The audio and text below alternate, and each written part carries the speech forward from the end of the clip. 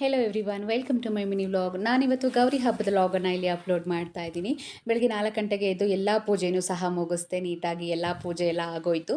ಅದೇ ಗ್ಯಾಪಲ್ಲಿ ನನ್ನ ತಮ್ಮ ಬಂದ ಸರ್ಪ್ರೈಸ್ ಆಗಿ, ನನಗೆ ಗೊತ್ತಿಲ್ಲ ಅವ್ನು ಬರ್ತಾನೆ ಅಂತ. ಹಾಗೆ ನಮ್ಮನೆ ಪುಟ್ಟ ಗೌರಿ ಅವರಿಬ್ಬರಿಗೂ ಸಹ ಸ್ನಾನ ಮಾಡಿಸಿ ಪೂಜೆನ ಮಾಡಿಸ್ದೆ. ಇವತ್ತು ಹಬ್ಬಕ್ಕೆ ಅಂತ ಅಂದ್ಬಿಟ್ಟು ನಾನು ವೆಜಿಟೇಬಲ್ ಪಲಾವನ್ನು ಮಾಡಿದ್ದೆ. ಸೊ ಎಷ್ಟೇ ಒಂದೇ ರೀತಿಯಾದಂತಹ ಮಸಾಲೆನ ಹಾಕಿದ್ರೂ ಸಹ 10 ಜನದ ಹತ್ರ ನೀವು ಪಲಾವ್ ಮಾಡಿಸಿದ್ರೂ ಸಹ 10 ವೆರೈಟಿ ಆಫ್ ಟೇಸ್ಟ್ ಪಲಾವ್ ನಮಗೆ ಸಿಗುತ್ತೆ ಅಂತ ನನಗನ್ಸುತ್ತೆ. ಯಾಕಂದರೆ ಅದಕ್ಕೆ ಹೇಳೋದು ಕೈ ರುಚಿ ಅಂತ ಅಂದ್ಬಿಟ್ಟು. ನಮ್ಮನೆ ಪಲಾವ್ ತುಂಬ ಚೆನ್ನಾಗಾಯಿತು. ನನಗೆ ಫೇವ್ರೆಟ್ ತಿಂಡಿ ಅಂದ್ರೇ ಪಲಾವ್.